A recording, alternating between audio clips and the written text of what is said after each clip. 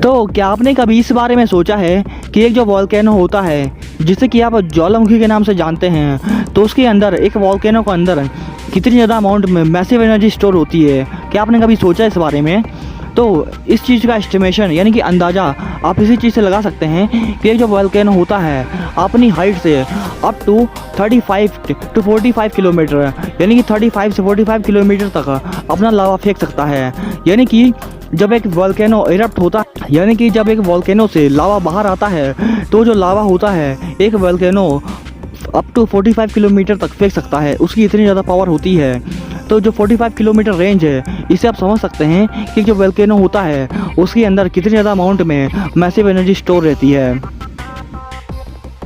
और ये जो फैक्ट है ये एक बहुत ही नॉलेजेबल फैक्ट है जो कि आपके नॉलेज को इंक्रीज़ करेगा। तो फैक्ट ये है कि हॉलैंड में साइकिलों के लिए एक अलग से ट्रैफिक लाइन होती है, यानी कि जैसे कि हमारी इधर सिटीज़ में लाइन्स होती हैं यानी कि रोड्स होती हैं जहाँ पर ट्रैफिक लाइट्स होती हैं और वहाँ पर गाड़ियाँ चलती हैं, ठीक उसी प्रकार से हॉलैंड जो है वहाँ पर ट्रैफिक लाइन्स होती हैं, वो भी साइकिलों के लिए। यानी कि वहाँ पर 17,000 किलोमीटर की लाइन्स बनाई गई हैं साइकिलों के लिए अलग से, और वहाँ पर ट्रैफिक लाइट्स भी होती हैं जैसे कि हमारे इधर गाड़ियों के लिए ट्रैफिक लाइट्स बनी हुई होती हैं, ठीक उसी प्रकार से हॉलैंड में इन साइकिलों के लिए भी ट्रैफिक लाइट्स होती हैं।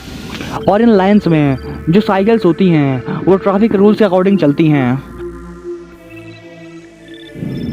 और क्या आप इस बारे में जानते हैं कि इंग्लिश लैंग्वेज के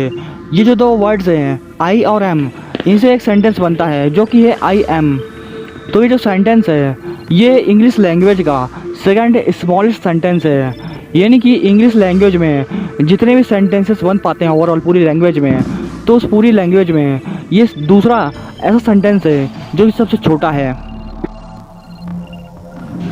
और अगर हम बात करते हैं types of voice hearing power की, यानी कि कौन कितनी प्रकार की आवाज़ों को सुन सकता है, तो अगर हम ये कंपेयरिंग करते हैं डॉग्स और कैट्स के बीच में, यानी कि जो कुत्ते और बिल्लियाँ होती हैं उन दोनों में से किस में ज़्यादा कैपेसिटी होती है किसी भी प्रकार की आवाज़ सुनने की। यानी कि जैसे कि आपको पता है इस बारे में कि हमारे आसपास कई सारी डिफरेंट प्रकार की आवाज़ें निकलती हैं जिनमें से सभी प्रकार की आवाज़ों को हम नहीं पहचान पाते हैं। तो उसी प्रकार से अगर हम डॉग्स और कैट्स के बीच में कंपेयरिंग करते हैं कि उन दोनों में से कौन डिफरेंट प्रकार की ज़्यादा आवाज़ों सुन पाएगा, तो आपको क्या लगता है? तो जनरली आप में से ज़्यादा लोग ये सोचेंगे कि जो डॉग्स होते हैं उनमें ज़्यादा कैपेसिटी होती है अलग अलग प्रकार की वॉइस को सुनने की, यानी कि जो कुत्ते होते हैं वह ज़्यादा प्रकार की आवाज़ों को सुन और समझ पाते हैं। तो ये गलत है, क्योंकि रियलिटी ये है कि जो कुत्ते होते हैं उनमें सिर्फ 10 टाइप्स की यानी कि 10 प्रकार की आवाज़ों को सुनने की कैपेसिटी होती है, और वहीं जो बिल्लियाँ होती हैं उनमें इनसे कहीं ज़्यादा यानी बहुत ही ज़्यादा 100 टाइप्स की आवाज़ों को सुन सकने की कैपेसिटी होती है। यानी कि जो बिल्लियाँ होती हैं 100 टाइप्स की वॉइसेस को सुन सकती हैं और रिकॉग्नाइज कर सकती हैं कि ये वॉइस किसकी है, कहाँ से आ रही है, और उनमें बहुत ही अलग लेवल की ये पावर होती है कि वो डिफरेंट प्रकार की आवाज़ों को सुन सकती हैं और ये समझ सकती हैं कि ये आवाज़ जो है वो किस चीज़ की है। एंड क्या आपने कभी इस बारे में सोचा है या फिर कभी भी आपके दिमाग में इस बारे में थॉट आया है कि एक जो एवरेज वुमेन होती हैं उनका एक दिन भर में कितना लंबा सफ़र हो जाता है काम करने के दौरान? यानी कि एक जो एवरेज वुमेन होती हैं उनका दिन भर में काम करने के दौरान कितना लंबा सफ़र तय हो जाता है? आपने कभी इस बारे में सोचा भी नहीं होगा। तो अगर इसकी एग्जैक्ट वैल्यू बोलें तो इसकी कोई एग्जैक्ट वैल्यू वैसे नहीं है, क्योंकि ये हर घर में डिफरेंट होता है। लेकिन अगर हम एवरेज देखते हैं तो एक जो वुमेन होती हैं उनका पूरा घर काम करने के दौरान पूरा जो लगभग डिस्टेंस होती है वह 10 माइल्स से कवर हो जाती है। और अगर हम ये 10 माइल्स को किलोमीटर में देखते हैं तो जो किलोमीटर्स आते हैं वह बहुत ही ज़्यादा हैं, जो कि हैं लगभग 16 किलोमीटर है। यानी कि एक एवरेज वुमेन जो कि एवरेज से थोड़ा सा हाई बोल सकते हैं तो काम करने के दौरान लगभग 16 किलोमीटर का सफ़र तय कर लेती हैं। और ये कोई एग्जैक्ट वैल्यू नहीं है, क्योंकि यह वैल्यू जो है ये हर घर में डिफरेंट हो सकती है। ये बहुत ही कम भी हो सकती है 4 to 5 किलोमीटर्स, और ये ज़्यादा भी हो सकती है। एंड क्या आप इस बारे में जानते हैं कि एक जो पिग होता है उसकी एवरेज लाइफ कितनी होती है? तो एक जो पिग होता है उसकी लाइफ एवरेज लाइफ जो होती है वह 4 to 5 ईयर्स तक की हो सकती है। यानी कि एक पिग जो होता है वह सिर्फ 4 से 5 सालों तक की जिंदा रह सकता है। और वहीं अगर एक अच्छी कंडीशन पे यानी कि वेल मेंटेन्ड कंडीशन पे उसे रखा जाता है और उसे केयर की जाती है तो उसकी लाइफ जो होती है वह बढ़कर 15 से 20 सालों तक की भी हो सकती। यानी कि जो पिग होता है जिसकी पहले लाइफ 4 से 5 सालों तक की थी उसकी लाइफ बढ़कर सीधे 15 से 20 सालों तक की हो सकती है अगर उसे वेल केयर किया जाता है, यानी कि उसका ठीक से ध्यान रखा जाता है तो। और आज तक का सबसे ज़्यादा लाइफ तक जीने वाला जो पिग था उसका नाम था अर्नेस्टाइन और उसकी जो टोटल लाइफ थी वह 22 ईयर्स एंड 359 डेज़ की थी, यानी कि वह 22 सालों तक जिंदा रहा और रफली देखे तो वह 23 सालों तक ओवरऑल जिंदा रहा था। वह आज तक का सबसे ज़्यादा लाइफ जीने वाला सुअर था अर्नेस्टाइन। और ये जो फैक्ट है ये काउस के बारे में है, यानी कि ये फैक्ट गायों के बारे में है। तो फैक्ट यह है कि जो काउस होती हैं वह किसी भी सीढ़ी पे यानी कि कोई भी सीढ़ी हो किसी प्रकार की वह वहाँ पर बहुत ही आसानी से चढ़ सकती हैं, उन्हें उसमें कोई प्रॉब्लम नहीं आती है। लेकिन अगर बात हो उतरने की तो वो कोई भी सीढ़ी हो तो उन्हें उतरने में थोड़ी परेशानी होती है, यानी कि कोई भी गाय जो होती है वह किसी भी सीढ़ी को बहुत ही आसानी से चढ़ तो सकती है लेकिन उसी सीढ़ी से उसे उतरने में परेशानी होती है। एंड क्या आप इस बारे में जानते हैं कि आपके जो हेयर्स होते हैं यानी कि जो इंसानी बाल होते हैं वह नाइट की कंपेयरिंग में डे के समय यानी कि दिन के समय बहुत ही तेज़ी के साथ ग्रो होते हैं। और अब आप शायद इस बारे में सोच रहे होंगे कि ऐसा कैसे हो सकता है, हमारे बाल जो होते हैं वह तो बराबर ही उगने चाहिए चाहे वो दिन हो या फिर रात हो।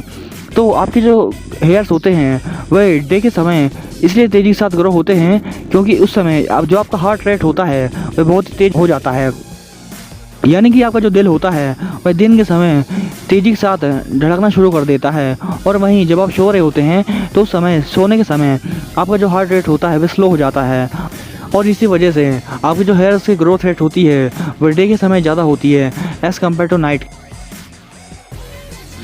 तो क्या आपने कभी इस बारे में सोचा है कि कई सारे रोड्स पर जहाँ पर भी 2 साइडेड रोड्स होती हैं यानी कि लेफ़्ट साइड भी रोड एंड राइट साइड भी रोड होती है और उन दोनों रोड्स के बीच में कुछ प्लांट्स लगा दिए जाते हैं और झाड़ियाँ लगा दी जाती हैं, यानी कि कुल मिलाकर छोटे छोटे पौधे दोनों रोड्स के बीच में लगा दिए जाते हैं। तो उनके पीछे क्या कारण होता है? क्या वो रोड की खूबसूरती बढ़ाने के लिए किया जाता है, यानी कि जो रोड है वह बहुत ही अच्छी दिखाई दे और वहाँ का पॉल्यूशन कंट्रोल हो, क्या इसीलिए सिर्फ किया जाता है या फिर कुछ और भी रीज़न होते हैं इसके पीछे?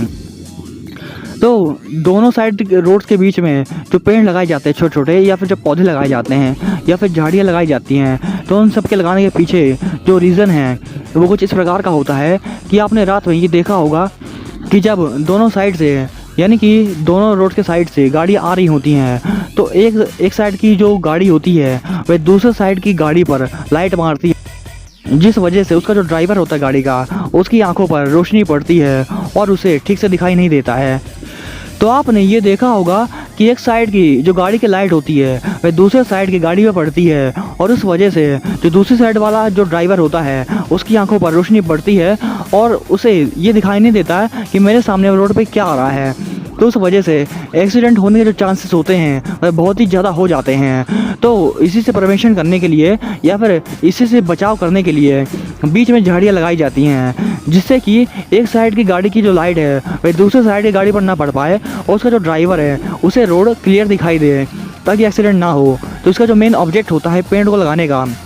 या फिर बीच में प्लांट्स को लगाने का, यही एक मेन रीज़न होता है कि रोड्स के बीच में यानी कि 2 रोड्स के बीच में प्लांट्स और झाड़ियाँ लगाई जाती हैं। और इसके पीछे एक और बहुत ही अच्छा रीज़न है कि उससे जो अपना पॉल्यूशन होता है कार्बन डाइऑक्साइड का जो कंट्रोल होता है वह बढ़ जाता है, यानी कि जो गाड़ी से धुआं निकलता है तो उससे जो कार्बन बढ़ता है उसे कंट्रोल कर लेते हैं पेड़। ओवरऑल जो पॉल्यूशन होता है वह इससे कंट्रोल थोड़ा बहुत हो जाता है। इसका एक बहुत ही अच्छा ऑब्जेक्टिव ये भी है।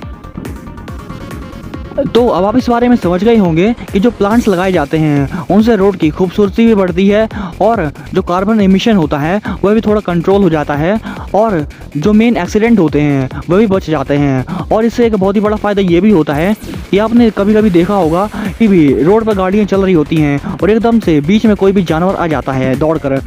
तो इससे जो झाड़ियाँ होती हैं वह बचाव करती हैं, यानी कि अगर किसी दूसरी साइड से एकदम से कोई भी जानवर दौड़ के आ रहा है तो झाड़ियाँ उसे दौड़ने से रोकती हैं और दूसरी साइड वाले की जो गाड़ी होती है वह एक्सीडेंट से बच पाती है, क्योंकि एकदम से कभी भी अगर कोई भी जानवर आ जाता है तो ब्रेक मारना पड़ता है और उस वजह से एक्सीडेंट भी हो सकते हैं। तो इससे जो जानवर होते हैं उनकी भी लाइफ बच जाती है और जो एक्सीडेंट होते हैं वो भी बच जाते हैं। तो ओवरऑल इसके कई सारे फ़ायदे हैं और इसी वजह से जो झाड़ियाँ होती हैं वह उन्हें बीच में लगाया जाता है 2 रोड के। तो आप इस बारे में समझ गए होंगे कि जो प्लांट्स होते हैं या फिर झाड़ियाँ होती हैं वे रोड के बीच में क्यों लगाई जाती हैं।